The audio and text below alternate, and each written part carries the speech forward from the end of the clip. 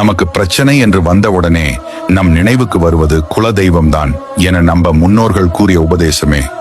ஒரு முறையாவது குலதெய்வ கோவிலுக்கு போய் சுவாமி கும்பிடும் முன்பு இந்த விளக்கு ஏற்றிவிடுங்கள். அப்படி என்ன அந்த விளக்கில் உள்ளது?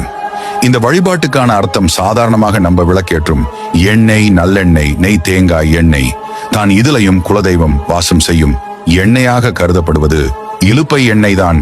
இயற்கையாகவே கிடைக்கக்கூடிய எண்ணெயாக பார்க்கப்படுவதுதான்.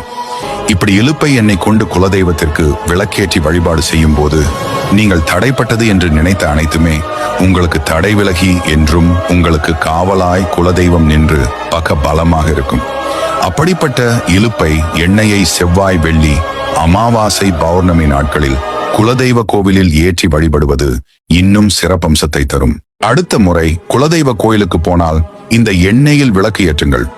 நீங்கள் உங்க வீட்டுக்கு போகும் முன்பே உங்கள் குலதெய்வம் உங்க வீட்டில் இருக்கும்.